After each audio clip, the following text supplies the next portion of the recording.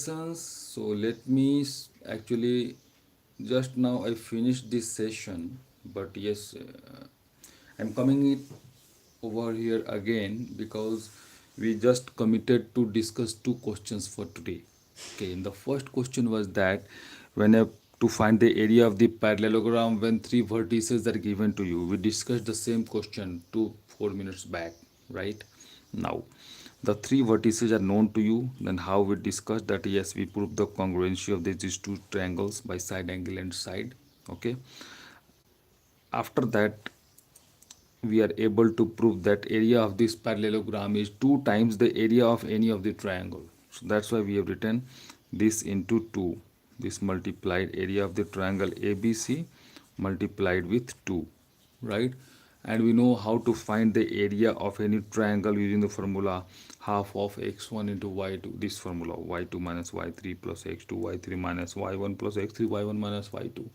And how to remember, we just followed the sequence, the cyclic sequence, this one. Okay, I explained it. And what is x1 y1, what is x2 y2, what is x3 y3? These are the three coordinates of the three vertices a b c. Here this a, b and c, right? So this we explain, and we find the area of the triangle which is coming as root 3.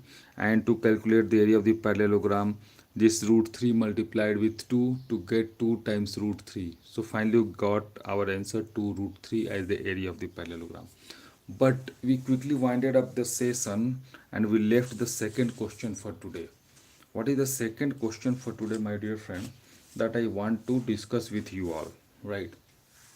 So the second question is that if if we have a triangle, the question is that if we have a triangle, let me say ABC. This is the question number 2 for today, right? If we have a triangle AB and C, and it's given that this triangle, centroid of this triangle is lying at origin. So if this is the number line, if this is the number line, right, this is going into the plus x, this is going into minus x, this is going into plus y, and this is going into minus y direction, then this point this point is the origin, right? And it's given that this origin, we know the origin is having the coordinates x and y as 0 and 0, right? Let me take this as p, whose coordinates are 0 0, and this is given that p is the centroid of this triangle, right? So my dear friends, if P is the centroid of the triangle and the three vertices, two are known to you, right? The vertices A, let me tell, it is minus 3 and 1. Even I have put a sorts of this, but you can just see the explanations here. And the coordinate of B, and the coordinate of B over here is 0 and minus 2, right? And what are the coordinates of C? Coordinate of C is not known to you, so let me take it as x3 and y3.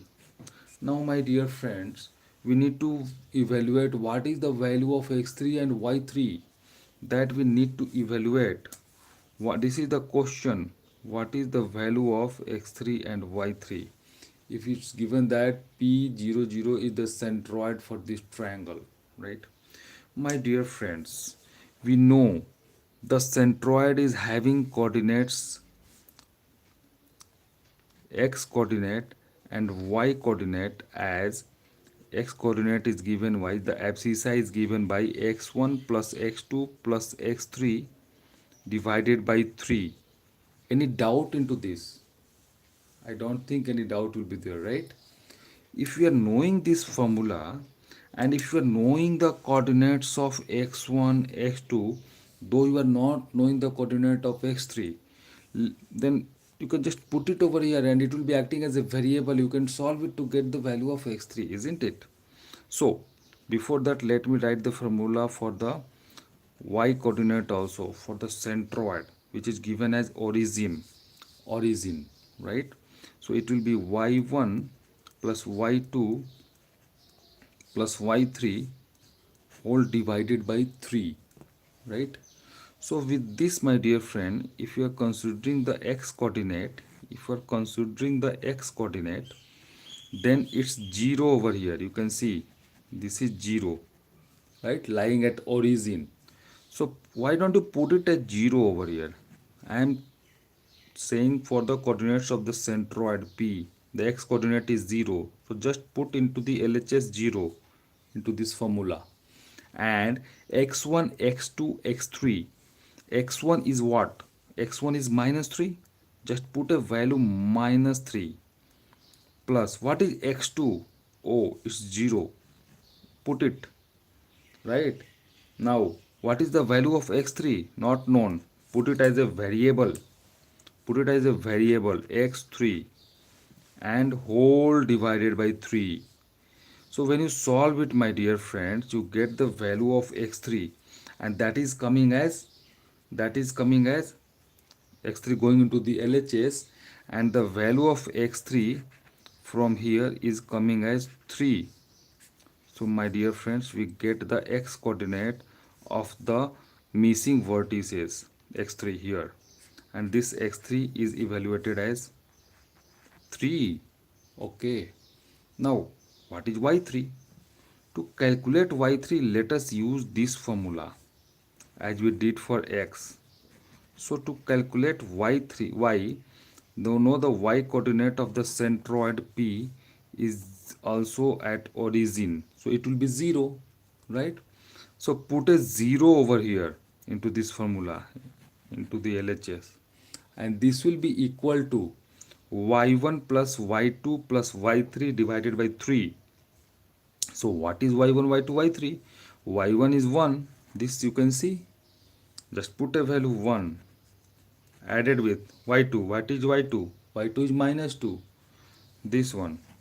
So just put a value minus 2 plus y3 not known.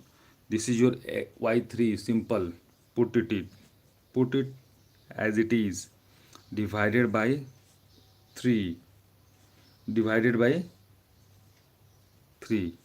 Now when you solve it, you get the value of y3, because minus 2 and plus 1 becomes minus 1, and 3 multiplied with 0 becomes 0. So y3, value of y3 is minus 1 going into the RHS becomes 1. Simple algebraic calculation. So value of y3 is coming as 1.